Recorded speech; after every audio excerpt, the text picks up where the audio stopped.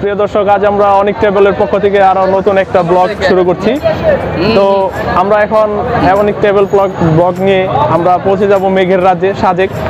তো আজকের নাইটে আমাদের গাড়ি শ্যামলী পরিবহন, এই যে পিছনে দেখতে পাচ্ছেন শ্যামলী পরিবহনের যে গাড়িটা আছে। তো এখন আমরা চন্দ্রা হতে গাড়িতে উঠছি, যাব সাজেক। আজকে আমরা সবাইকে নিয়ে যাব সাজেক। তো চলুন দেখা যাক এখানে সাজেক মেঘের রাজ্যে গিয়ে আমরা মেঘগুলো পাই কিনা। দর্শক, এখন আমরা শ্যামলী গাড়ির ভিতরে আছি। তো গাড়িটা এখন আমাদের চন্দ্রা হতে ঢাকার উদ্দেশ্যে রওনা হয়েছে। তো এখন আমরা একটু সবার সাথে পরিচয় হয়ে নিই। হ্যাঁ, আমাদের গ্রুপ টিম সবাই একটু হাই হাই।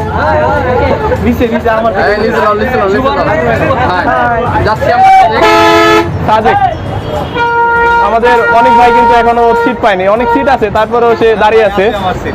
তো দেখা হবে আবার একটু পরে যে কোনো একটা খাবার হোটেলে। এখন আমাদের সবার পেট খালি, আমাদের অনেক ভাই সবাইকে ট্রিট করবে একটু পরেই মিডনাইট ট্রিট। দর্শক, এখন রাত 1টা বেজে প্রায় 30 মিনিট। তো ঢাকা থেকে ছেড়ে আসার পরে যাত্রাপথে এখানে একটা ব্রেক দিবে, 40 মিনিটে একটি ব্রেক পাবেন যদি শ্যামলী পরিবহন বা অন্য যে কোনো গাড়িতে আসলে।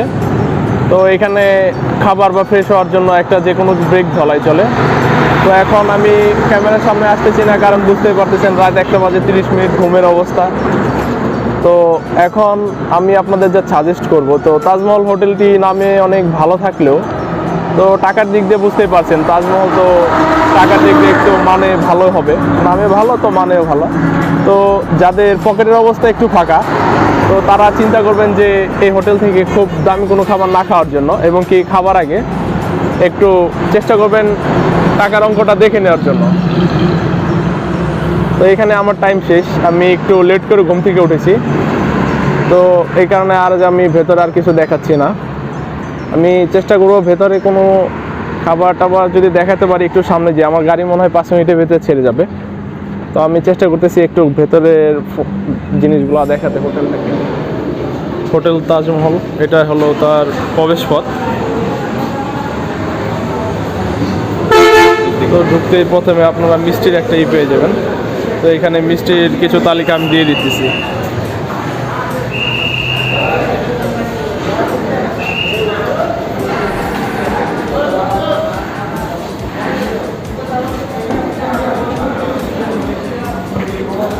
এখানে দর্শক দেখতে পাচ্ছেন অনেক ভালো ভালো কিছু মিষ্টি আছে।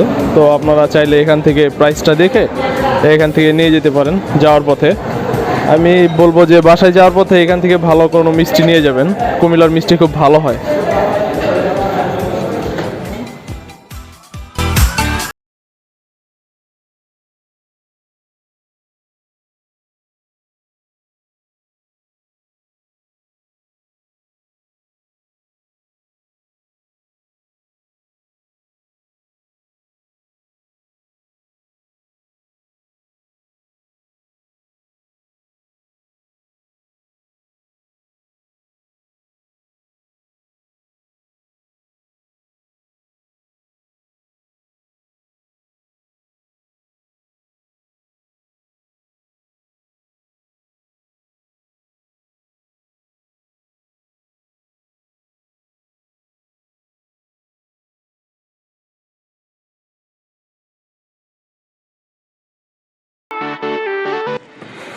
দর্শক, সবাইকে স্বাগতম আরো একটি ভিডিওতে।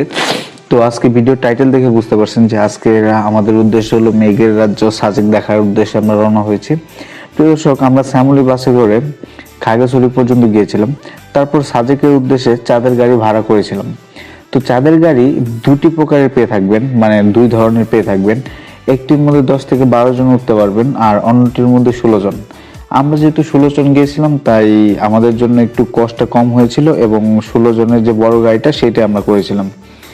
তো আমরা 16 জনের চাঁদের গাড়িটা নিয়ে দামের কোনো প্যারাতে পড়তে হয় নাই, কারণ আপনারা সবাই যারা মানে যেইখানে আপনাদের নামিয়ে দেবে, দোয়েল চত্বর, খাগড়াছড়ি দোয়েল চত্বরে নামিয়ে দেবে, ঠিক হাতের ডান পাশে দেখতে পাবেন যে চাঁদের গাড়ির কাউন্টার। একদম সেখান থেকে মানে কাউন্টার কর্তৃপক্ষ নির্দিষ্ট একটা রেট দিয়ে দিয়েছে, তারা ওই রেট ছাড়া এখানে কোনো বার্গেটিং চলে না।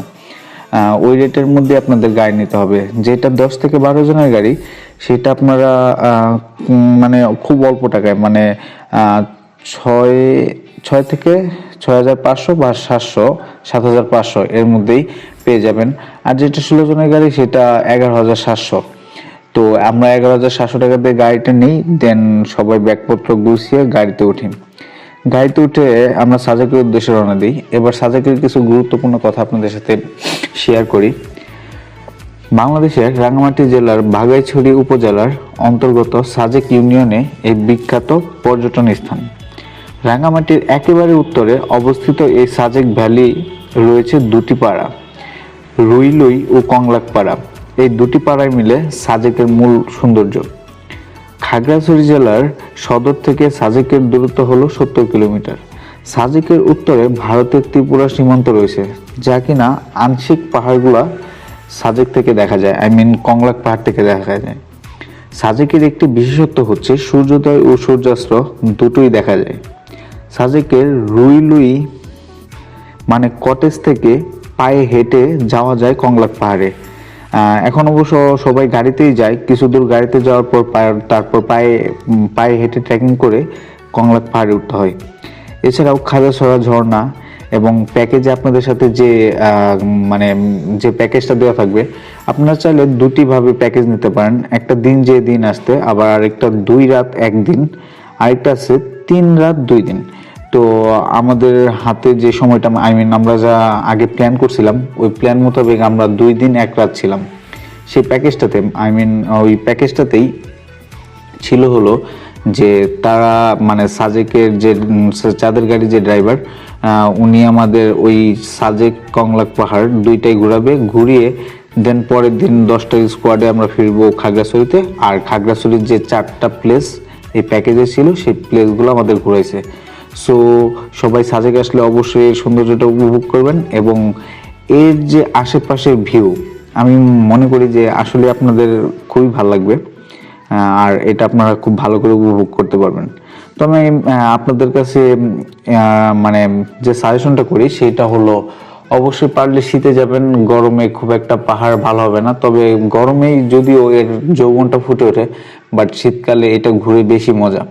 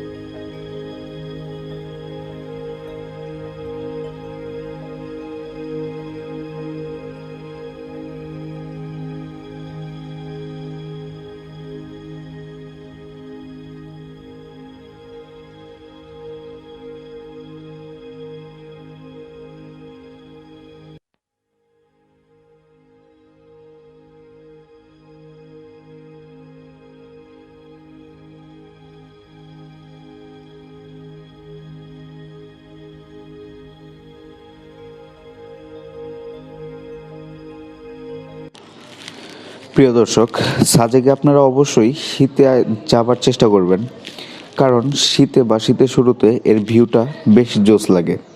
সাজেকের হোটেলে খাবারের দামগুলো একটু বেশি, তাই খাবার টাইমে অবশ্যই খাবারের দামাদামি করে নেবেন। তবে সাজেকের বিখ্যাত খাবারের মধ্যে ব্যাম্বু চিকেন, ব্যাম্বু বিরিয়ানি ও স্পেশাল খিচুড়িটা নামকরা ও টেস্টি, তাই সম্ভব হলে খাবারগুলো অবশ্যই ট্রাই করবেন। এছাড়াও আপনারা তার সাথে সাথে পেয়ে যাবেন দেশি মুরগি বা অন্যান্য যেসব স্পাইসি খাবারগুলো আছে।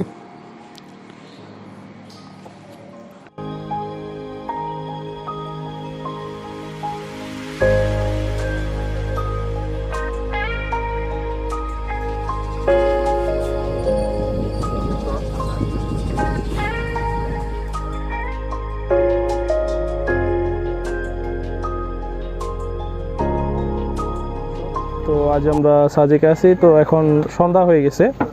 তো সব কিছু ঘুরে এখন আমাদের ফুড ব্লগের পালা, মানে কি কি আছে সাজেকের স্পেশাল যে খাবারগুলো আছে সেগুলো আপনাদেরকে দেখাবো। তো তার মধ্যে একটা জনপ্রিয় পানীয় হচ্ছে ব্যাম্বু টি, যেটাকে বলে মানে বাঁশের মধ্যে চা। তো আমরা এখন দেখাবো যে বাঁশের মধ্যে চাটা কি করে তৈরি করা হয়। আচ্ছা, আজকে আমরা দেখতে পাচ্ছি সাজেকের এখানকার একজন দোকানদার, সে আমাদেরকে ব্যাম্বু টি বানিয়ে খাওয়াবে। তো ভাই, আপনার নামটা যদি একটু বলতেন। আমার নাম জাহিদুল ইসলাম। জাহিদুল ইসলাম। তো এখানে কতদিন যাবত এই ব্যাম্বু টিটা চলে? 5 বছর ধরে। 5 বছর ধরে না? এটার উপকরণটা কি কি, মানে স্পেশাল কেন এটা? এটা হচ্ছে যে এখানে আদিবাসীরা এখানে ইয়ে করে। এটার ভিতরে কি কোনো আপনাদের নিজস্ব কোনো ফ্লেভার ইউজ করেন? না, এটা চাটা যদি আমরা এখানে ঢালি, হ্যাঁ হ্যাঁ হ্যাঁ, বাসার মধ্যে বাসার ফ্লেভারটা চেঞ্জ হয়ে আলাদা একটা ফ্লেভার আসে। দেখুন দর্শক, আপনারা দেখতে পাচ্ছেন এটা বাঁশের ভেতরে দিয়ে আমরা নর্মাল যেভাবে কাপেতে চা বানাই, এটা হচ্ছে একদম বাঁশের ভেতরে দিয়ে একটা কাটা দিয়ে একটু ভেতরে নাড়ে চাড়ে দিল, সুন্দর একটা চা হয়ে গেল। দর্শক, আপনারা অবশ্যই দেখতে পাচ্ছেন, এই যে দেখুন চায়ের কালারটা কত সুন্দর, বাঁশের কালার এবং কি চায়ের কালারটা একদম মিলে গেছে। এইটা কি ভাই, গুঁড়ো দুধ নাকি? দর্শক, এইখানে গরুর দুধ পাওয়া একটু মুশকিল, এখানে গুঁড়ো দুধ দিয়ে চাটা তৈরি করা হয়। গুঁড়ো দুধ বলতে তো বুঝতেছেন যে পাউডার যে দুধগুলো আমরা পেয়ে থাকি সেই রকম। প্রথমে সেখানে গুঁড়ো দুধ দেওয়া হয়, চিনি দেওয়া হয়, তারপর একটু লিকার বা গরম পানি দিয়ে চাটা একটা মিক্স করে দেওয়া হয় একটা কাঠের তৈরি যন্ত্র দিয়ে। এটা ওনাদের নিজস্ব তৈরি যন্ত্রগুলো। দর্শক, আমাদের রাতের হোটেলে ভিউ, ঝিঝি পোকার ডাক।